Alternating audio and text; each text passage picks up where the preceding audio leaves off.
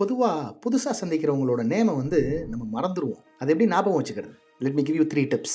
Tip number 1, repeat their name.